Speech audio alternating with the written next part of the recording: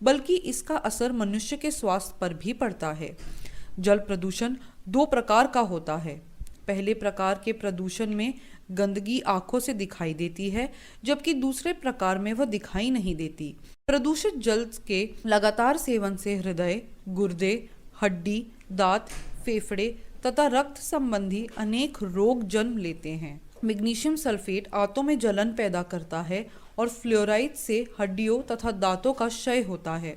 प्रदूषित जल से कैडमियम, सीसा, पारा मिले होते हैं।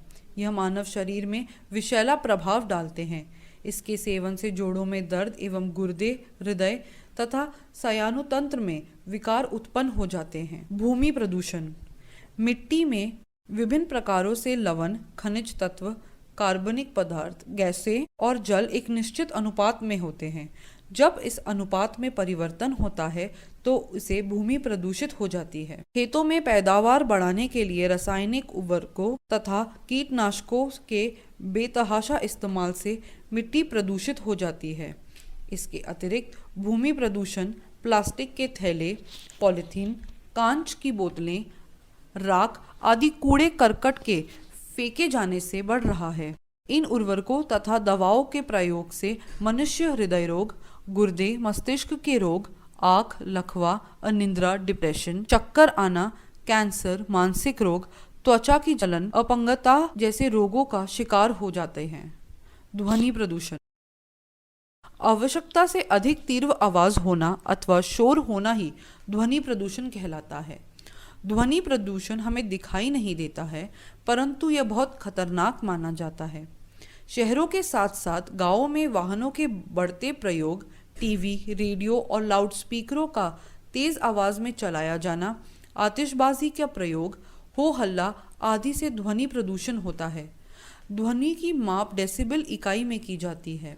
आमतौर पर 45 डेसिबल तक की ध्वनि मानव स्वास्थ्य पर बुरा प्रभाव नहीं डालती है, किंतु इससे तेज ध्वनि होने पर हमें बहरापन, हृदय संबंधी विकार, चिड़चिड़ापन, अनिद्रा, रक्तचाप जैसी अनेक बीमारियां हो जाती हैं। 130 डेसिबल से अधिक की ध्वनि से कान के पर्दे फटने तथा पागल होने का भय उत्पन्न हो जाता है। इसके अतिरिक्त पर्यावरण के असंतुलन से अन्य कुप्रभाव जैसे सामान्य से अधिक गर्मी, सर्दी अथवा वर्षा, सूखा, बाढ़, समुद्री चक्रवात, बादल फटना तथा भूकंप आदि होते हैं। अतः पर्यावरण की सुरक्षा हमारा प्रधान कर्तव्य है। पर्यावरण प्रदूषण को रोकने में हम सभी सहयोग दे सकते हैं।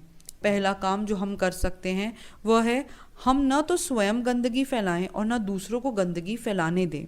अपने आसपास की नालियों को साफ रखें तथा खुले में मल मूत्र विसर्जित न करें। इसके साथ साथ अधिक से अधिक वृक्ष लगाकर वातावरण को हरा भरा बनाएं। हम यह संकल्प लें कि जब भी कोई शुभ अवसर हो तब वृक्ष अवश्य लगाएं। वृक्ष लगाना ही पर्याप्त नहीं है, उसकी देखभाल करना भी आवश्यक है। प्रदूषण की रोकथाम करने के लिए अंधाधुंध बढ़ती जनसंख्या पर भी नियंत्रण करना जरूरी है। इस बढ़ती हुई आबादी की आवश्यकताओं की पूर्ति के लिए विविध सामग्री और पर्याप्त भूमि होना आवश्यक है। इसलिए वनों को बड़े पैमाने पर काटा जा रहा है। जनसंख्या पर नियंत्रण से प्रदूषण की समस्या काफी हद तक स्वयं सुलझ जाएगी।